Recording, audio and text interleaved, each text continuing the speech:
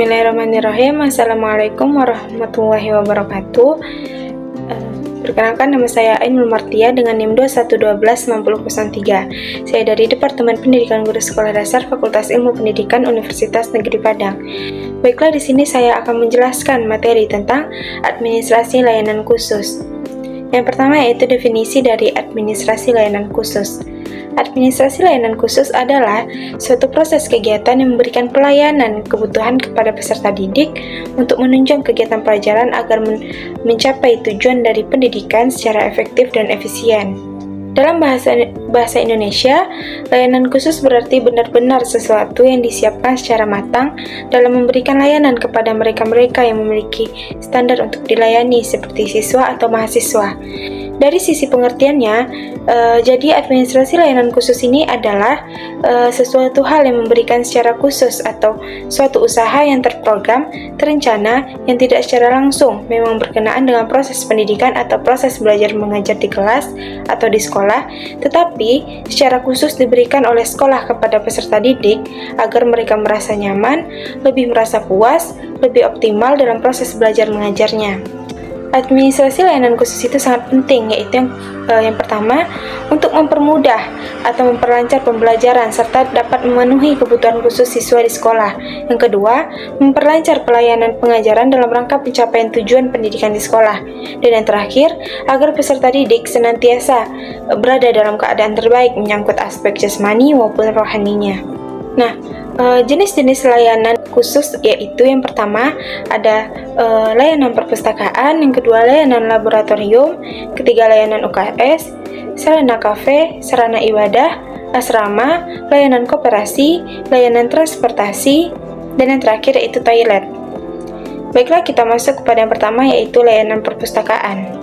Layanan perpustakaan adalah salah satu unit sekolah yang memberikan layanan kepada peserta didik di sekolah sebagai sentra utama dengan maksud untuk membantu dan menunjang proses belajar mengajar di sekolah dengan melayani informasi-informasi yang dibutuhkan serta memberikan layanan rekreatif melalui koleksi bahan pustaka. Nah, ada beberapa fungsi dari perpustakaan, yaitu yang pertama, fungsi pendidikan. Artinya, memberikan kesempatan kepada peserta didik untuk menambah wawasan pengetahuan, mempelajari kembali semua materi-materi yang diperlukan, yang dibutuhkan, yang telah diberikan oleh guru, sehingga dapat melengkapi dan menyelesaikan semua tugas yang telah diberikan. Yang kedua yaitu fungsi informasi, yaitu sebagai tempat mencari informasi untuk mencari sesuatu yang diinginkan dan yang diingin tahu, dengan dilengkapi oleh wifi yang kuat sehingga peserta didik dapat mencari tahu hal-hal informasi apa saja yang ia butuhkan. Yang ketiga yaitu fungsi rekreasi, yaitu seperti peserta didik dapat melihat berbagai macam artikel, jurnal, ataupun tempat-tempat perkuliahan yang ada di daerah-daerah luar. Yang keempat yaitu fungsi penelitian, yaitu dengan menggunakan perpustakaan sebagai jawaban terhadap apa yang ingin diketahui, misalnya perkembangan zaman, sehingga mereka memerlukan teknologi untuk memenuhi hal apa saja yang ingin diketahuinya. Langsung kita masuk kepada jenis layanan khusus yang kedua, yaitu layanan laboratorium. Adalah sarana penunjang pembelajaran baik tertutup maupun terbuka yang dipergunakan oleh guru dan siswa untuk pelaksanaan praktikum, penelitian, penyelidikan, percobaan, pengembangan, atau bahan-bahan pembakuan. Setiap sekolah ataupun perguruan tinggi harus mempunyai laboratorium yang mumpuni sebagai sebuah layanan khusus, karena ini adalah sebuah prospek yang dimanfaatkan untuk mendukung proses pembelajaran, sebab teori yang didapatkan di kelas, praktikumnya dilaksanakan di laboratorium, sehingga peralatannya harus lengkap demi terlaksananya praktikum di laboratorium. Nah, selanjutnya yaitu layanan UKS.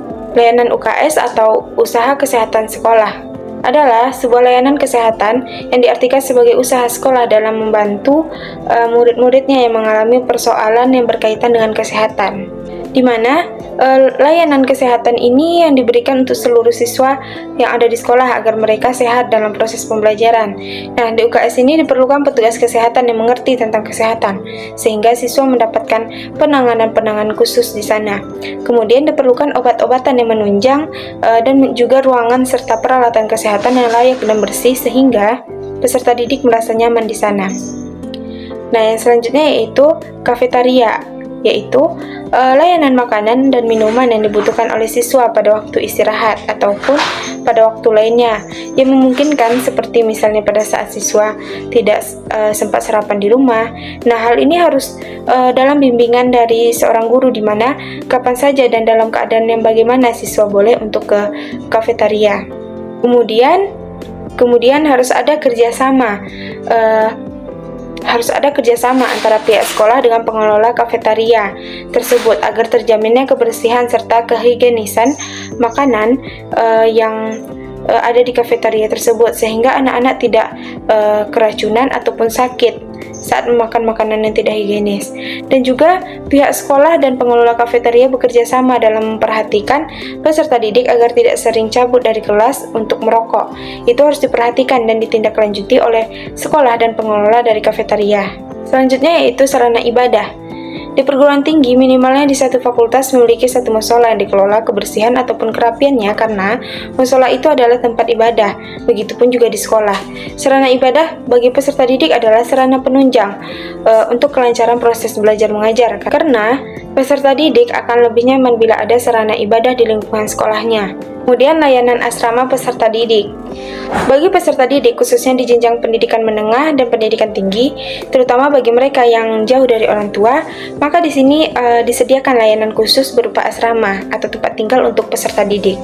Selanjutnya yaitu layanan keamanan, yaitu layanan yang dapat memberikan rasa aman kepada siswa selama berada dan belajar di sekolah. Misalnya, adanya penjagaan oleh Sarpam di sekolah untuk menjaga keamanan dari peserta didik.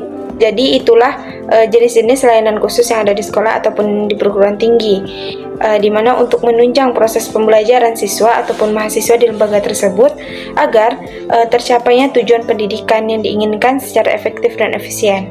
Nah, sekianlah penjelasan materi dari saya mengenai administrasi layanan khusus. Lebih dan kurangnya mohon maaf, dan saya akhiri dengan wabillahi taufiq wal hidayah. Wassalamualaikum warahmatullahi wabarakatuh.